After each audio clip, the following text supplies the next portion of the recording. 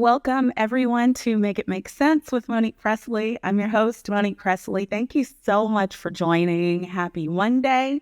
And on this show, Happy Motivation Monday, we try to do Monday and every day exactly what the title says. Make it make sense. Take things that are complicated, are convoluted, areas where we need clarity, or days like today where we need information and some inspiration to go with that information. And frankly, I couldn't have a better guest.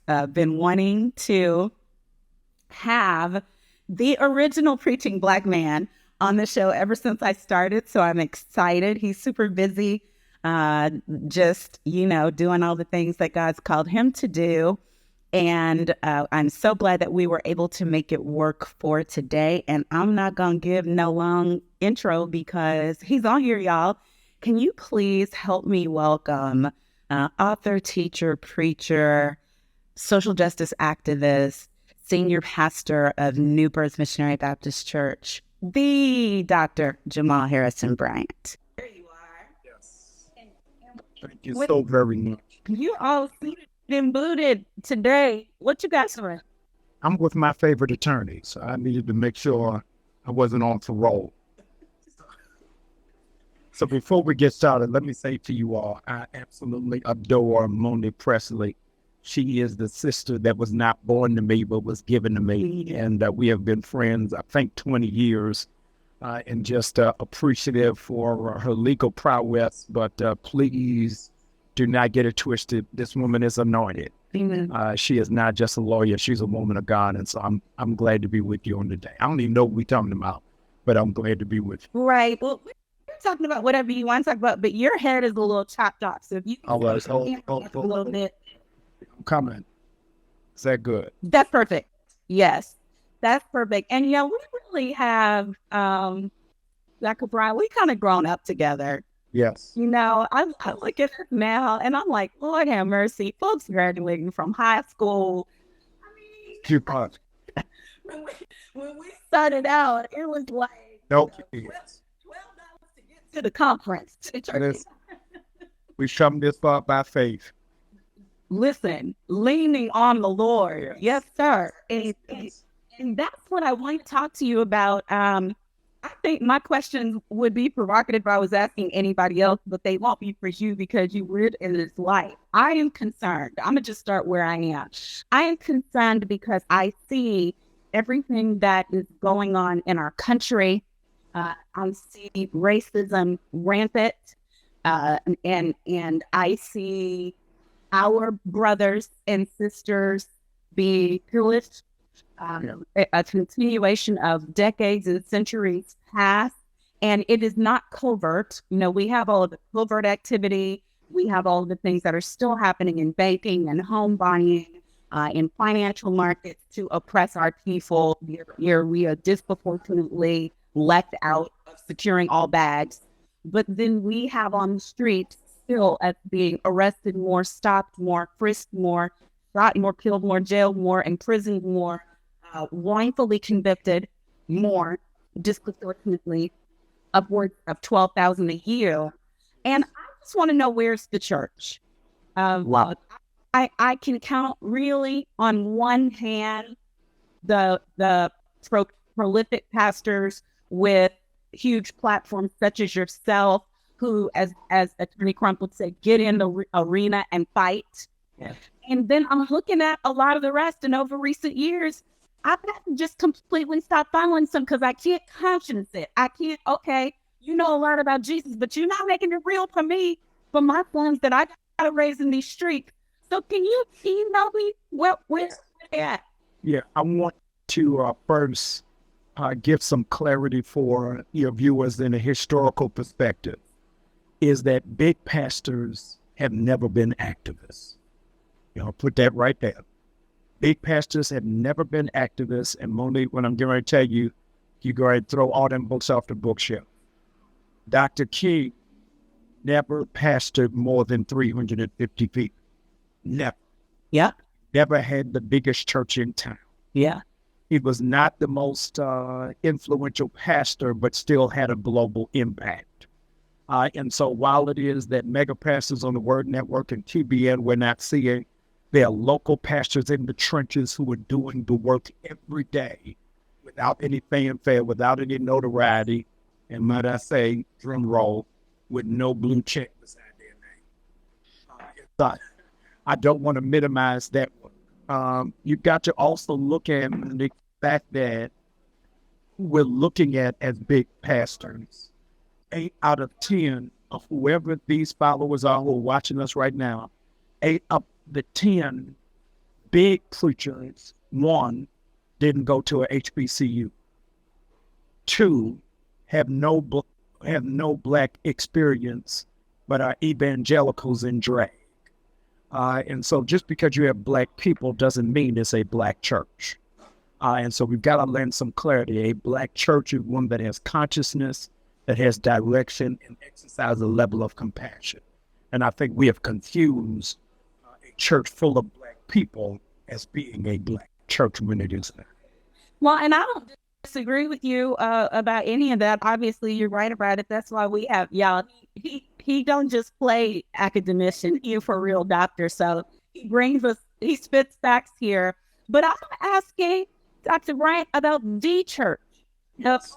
Are you saying to me that the only real expectation we can have is from the ones that are black churches? Because to me, I see our dollars, our support, our run to the conferences, our all of these things for white pastors, for predominantly white congregations, and the ones who you say who are in the churches who are doing all the work, the larger public doesn't know that. And I think that's why for real Christianity and for real shown up church gets a bad name, because people don't know what they're doing. Like I had Pastor Mark Baker on last week, and man, the reason why I know the work he does is because when Ahmaud Arbery got killed for being a black man running, he jumped in because that was his community. The way he's always been jumping in, but you could float that name from one side to the next of the country, and unless they travel in these circles, they would have no idea what kind of work this congregation is doing. The diminishing of the influence of the black preacher is the rise of the impact of the black entertainment. As a consequence, in the hour of Dr. King, Harry Belafonte, Sidney Poitier, and the like, Quincy Jones, were supporters of his work. We don't have them speaking for the movement. So now our evangelicals are not asking for Tom Brady's position on the debt ceiling, but in the black community, we want to know, what does Jay-Z have to say? We try to say, well, how come Beyonce not speaking out to it? Because this is the largest demographic of black people in the history of us being in America who do not subscribe to organized faith and religion. And so we have made entertainers our empowerers because the people who have apostolic authority only do it to make prophetic promises, but are not making any real democratic demands. And so we've got to ask ourselves, Attorney Pressley, who are the pastors who are calling for the cancellation of student loan debt? Forget Omar running. Who are the black pastors who are asking for us to have a trade agreement with Nigeria and South Africa? Who are the black pastors who are really galvanizing to take the principles of the Black Panther Party and give oversight to police departments? So we have reduced the civil rights movement to incidents and not issues. So we keep talking about where is the next hashtag. No, not where is the hashtag. We call out for evangelicals who raised up their voice against Roe versus Wade, or want to take that decision away from women, and said that they were for life. But these same white churches have never spoken against the death penalty. These same white churches have not advocated for the financing for Head Start programs. These same ones are taking away what was needed for the funding of HBCU. So we've got to have in tandem. The Bible gives us the warning, our people die from a lack of knowledge. And if the pulpit is not used to educate people on what are those issues, then it's going to be lost. Okay, that was what I was going to ask you next. I'm glad you went there. And Dr. Bryant, do you have a heart out? Because I know your time is precious to us. I'm with you until 12:30. Oh, amen. Okay, I just want to make sure. I'm not going to shut you out. Okay. I won't leave up for safety. There are people, preachers, who will say, because I have these offline conversations with people with significant followings, especially women. I'm a woman preacher. I talk to women preachers. Yes. White ones who will say, Monique, I'm damned if I do, I'm damned if I don't. When I speak, boom, I don't say it the right way because I didn't know the right way. And I get hit from the community I'm trying to say something about, and I get hit from my people because they don't want me to say nothing at all. Right. It would be great if y'all would show us some love when we try, because then we would get better at it. And then I have others who say, my command is to preach the gospel, and I preach Jesus, and I stay in my lane. Does that lane not include being concerned about people dying on the streets? Yes, I think Christianity, being America's religion, has coddled the prophetic mantle, where we want to be prophetic and be affirmed. The reality is the gospel in and unto itself is supposed to be offensive. The gospel in and to itself is supposed to make people angry.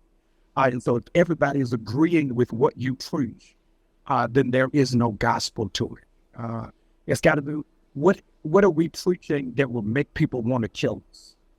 What are we preaching that will make people want to put us out of the church? I contend, Attorney Pressley, every 6 weeks, at least within 6 weeks, I should say something my members don't agree with. If I am preaching everything you agree with, then I am a masseuse when I'm supposed to be a chiropractor. My job is not to make you feel good, it's to make you straighten out. And everything is going to come with some pushback. And social media has made us live for likes. If you get caught up in the likes, you're going to miss your prophetic witness. Yesterday, Monique, I said to my church that when I was in Baltimore, you know it, I was driving a Bentley. And I said this out loud to my church, off in the microphone. I said, I got called to New Birth and found out I had $32 million worth of debt. And the Lord said to me, do not drive that car down there. Get rid of it. How are you going to drive a Bentley when you got 52 people on your staff who have not had a pay raise in 7 years? How are you going to drive a Bentley when the creditors are looking to take your building? So I got rid of it. I told the members of my church I went 3 months with no car, catching Ubers, getting members to pick me up. I borrowed a car from a funeral home here in Atlanta. Then I bought a used car, probably the only black mega pastor driving a used car, 4-year-old Tesla. Monique, I put it up. People arguing in the comments, well, what kind of car did you drive? What did you buy? So it's always going to be somebody. Now, all the people arguing in the comments, none of them go to my church. None of them are coming up with strategies for me to pay off this $30 million. So if you're living for what other people want to do, John Maxwell says this, Monique, if you want to be liked, sell ice cream. And when you sell ice cream, there will be 3 people in line who are lactose intolerant. So no matter what you do, people are always going to have a problem. Yeah. Got to forward in the conviction of what your call is. That is the truth. And I remember I was at maybe the second to the last year that Bishop Jakes offered the PISTA conference for those of us who were 40 and up. Right. And that was one point where he said, maybe your church can't afford you, Pastor. Wow. And when I tell you, the whole room went on because I believe somewhere along the lines that as a body, we forgot the obligation to be of our people, that there were these reasons. And I'm not talking against prosperity. Lord knows I'm the last one. If y'all come here more than today, you know that ain't what I'm saying. There was a reason that Jesus was among us. Yeah. But the other thing that you said that I really want to dig in for a minute is the need to be liked and to be affirmed from the pulpit. I'm concerned about it because we see the same thing from the GOP. We see them being unwilling to do unpopular things, even among when the people who elected them, like Gunny Horn, are majority in favor of it. They are answering to audiences that they believe they need the approval in order to stay in power. Now that power grab, I can fight and deal with from politicians. I don't think I should be fighting the same power grab from the church, where to me it just comes back to a lack of faith. That's what I was talking about with Pastor Baker. If I think as a leader, you gotta like everything I say, and I can't say something that you're gonna disagree with, isn't that just me having a lack of faith while I'm supposed to be teaching faith? Because am I not lacking faith that when I say what God says to me to say to you, that you will still follow? Yeah, he gave nobody a call that came with a qualitative guarantee of affirmation. Can you imagine, Monique, nobody helped Noah build that ark? You shared with everybody the vision. The only people who got in line with Noah's vision was animals. The only people who helped was his family. So the pastor of the largest mega church that saved the world was a congregation of IEs. And so if your call does not come with affirmation, it calls with what is my obedience to that call. There were people who wanted to burn my jersey in effigy because I was leaving my church in Baltimore. Says, ain't no way you gonna leave us. I knew I heard them, that I had to be obedient to what it is that God was calling me to do. And so I can't find from Genesis to Revelations affirmation that comes with the assignment. It doesn't. Nobody at the cross tried Hosanna. Nobody. Even the ones who were there with them came to the tomb expecting him to still be dead. After he had shared what the vision is and what the assignment is. So we've got to move past this. Part of why pandemic was so stressful for Black preachers only is because preachers had to preach online without the benefit of call and response. So one no turn to your neighbor. One give 3 people a high. I had to go and get offline not knowing whether the sermon was effective, not knowing whether I had impacted anybody. And so preachers were depleted in the pandemic because we had to give that preaching without any exclamation. Yeah, I mean, and that is not, to me, that is a lesson just across all kinds of venues and businesses, because in the speaking community, the same thing happened. And there were lots of people who couldn't be there because I believe if you only preach, teach, aim to be in one community, then the ways that their cultural mores are set up is what you will depend upon. I am very thankful for experiences I've had where I've walked into all white congregations, all white high schools, colleges, to give a message or a sermon or a graduation speech, because it's been times, like I remember I went to one women's conference and they were, when I tell you quiet, I spoke for an hour and I knew, like, this is what I was supposed to be saying. Let me tell you this, Monique. You also have to know who you are assigned to. You also got to know who you are called to. Preachers, stop saying you have a global ministry and you don't have a pamphlet. Something very critical, Monique, was a wake up call for me. Is that I preached on TBN almost bi-weekly. Bi-weekly. Now, when I tell you this, you're going to have a nosebleed and an aneurysm. From the moment Donald Trump was elected to this moment, I have never been invited back to TBN. I have never been invited back to Daystar. Because the defining moment, as long as I was preaching for telephone, as long as I was preaching and selling Bibles, as long as I was talking about partnerships, oh, Jamal is with us. But at the moment I said Black Lives Matter, cancel culture came in a 17-inch font. And so you've got to be okay with where it is that you are. Yeah. In the assignment in which you have been called. Yeah. Well, so what do we do? But before, this is my last question for you about where we go from here. But I just want to say, I see the Reverend Dr. Carlton Presley bought a badge. Thank you, sir. Thank you, sir. I know he bought that for his friend. For his total club now. I know that, but I just want to say it's all for you. It's all for you. We appreciate your support, sir. So Dr. Bryant, what's our marching orders? Because I know we spent a lot of time figuring out where we are.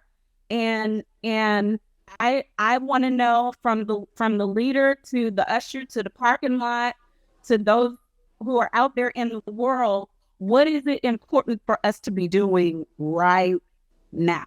And I did see in the comments people are saying that AJ On's funeral is starting, and we are in prayer for that family. And please do turn to that as soon as we get off here. We're gonna get off on time so you guys can go, but prayers up for that as well. Our mutual friend, Roland Martin, always says, what's the ask? The evangelicals were very clear to Donald Trump that they wanted the end of same-sex marriages.